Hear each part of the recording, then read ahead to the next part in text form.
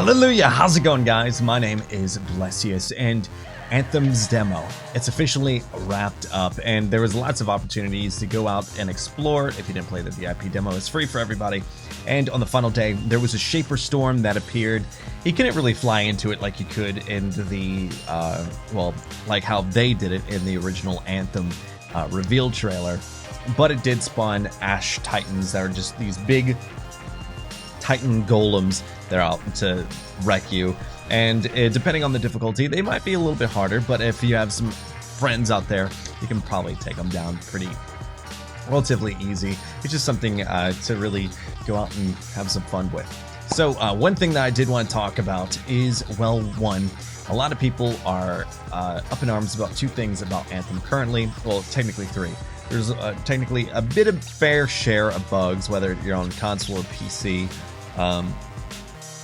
So that I say, I heard that this build is about 6, 7, 8 weeks old.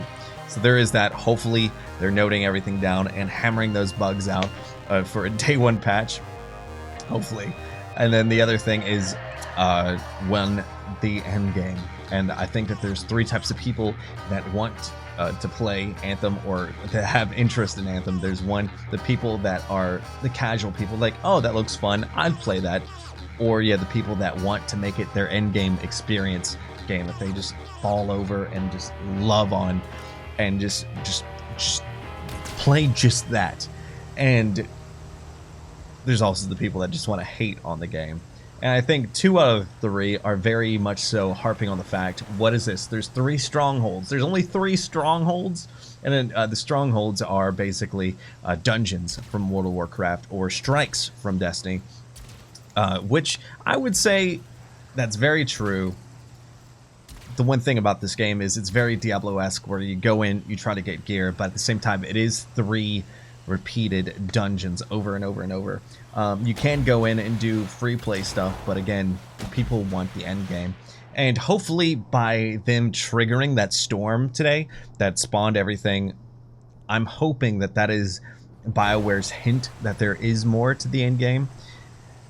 I was at a couple events with some buddies, MTash, Eric's, Dado, and Cooch, and Rick Hackis, and our consensus of what we thought, we didn't get to play what that Shaper Storm would be, but our storm, or our idea of it, would be that one might be like loot runs from a game like Diablo, or like, I forget the name of it, Rifts from Diablo, where it's going in and you're just having just more hordes and heavier enemies come at you, and it becomes a challenging end game experience, and could be this game's version of a raid.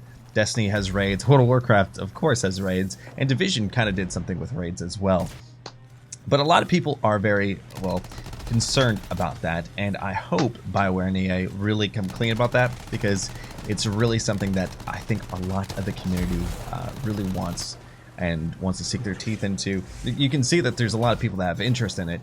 It's just, I wish they would just let us know. I know that they have to say some things for, you know, to be behind the curtain when you go in for some surprises, and I'm cool with that, but we gotta know about that end game. The one final thing I will say about the end game is when Destiny 1 came out, as someone that was, wasn't making content at the time, but I was very much so into Destiny and loving it. And I was a solo person, and I remember hearing news that there was a raid coming out called Vault of Glass. I was really sad. I remember working at this job I had, and I was in my cubicle, and I remember seeing a social media post about, hey, Vault of Glass is open. And I was like, man, I'm never gonna get 5 people to go in there with me. But the thing is like, that was like 4, 5, 6 weeks after the launch of Destiny 1. So I can cut them some slack if there is that end game experience, but they're just hiding it. But I think, as coming from someone that understands that BioWare had a little bit of flashback because of Andromeda, and EA had this huge flashback because of well, the drama with Battlefront, I just hope that they continue just to be transparent, because there's a whole army of people that just want to take that game down. And that goes into my third topic about microtransactions in that game. In the game, I was actually flown out to San Francisco, and we could capture everything. The only thing that they did ask us not to capture was like the storefront that they had for everything. And the reason why they didn't want us to capture that is because they said it's a placeholder. None of that is really just in game currently. Like, so like the prices didn't matter. And so like everything that I saw from it, I didn't really mind too much, just because like you can earn literally everything in game, like everything in game, and the only thing that you'd pay for is cosmetics. But I guess like someone went through at one of those events and leaked it, and it caused a huge commotion of just hate. And like I feel bad because like I get that, you know, it's EA and people are upset about EA. I get that 1000%. But I feel like there's a little too much hate over this game, because I feel like there's a lot of people that enjoy it or enjoy the demo or want to know more about it, and I feel like the game gets a little too much hate. So if you're on the fence about the game, this is what I 1000% suggest. If you missed the opportunities to play the demo that was free for everybody, look, there's going to be a staggered release coming out on the 15th. If you have Origin Premiere, you can play it on PC.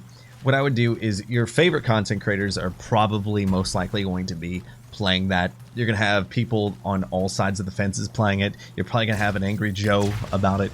And I would just say, look at their opinions, look at the gameplay, and just listen to their opinions and form your opinion about how you think the game is at that certain point. And then from there, see if you want to buy it or not. And when the 22nd comes around and the game actually launches, that's when you can say, hey, I'll wait a little bit more to see how, you know, end game stuff really handles after all this amount. Or you go and say, no, I'll pass, I'm eyeing up Division 2, or hey, I'm good for right now, I'm still playing Kingdom Hearts 3. Anyway, guys, that is just my 2 cents about that. I enjoyed the Anthem demo a lot. I got to play pretty much everything in it. I maxed out my character. I had fun with the Interceptor. It was the class I played probably the least so far.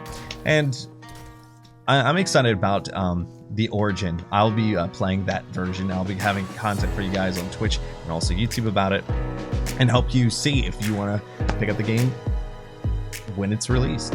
Anyway, I hope you have a freaking amazing one. Hey, like this video if you enjoyed it. Also, you can subscribe and become a Holy Taco right now just by getting that button clicked. Anyway, have an amazing one.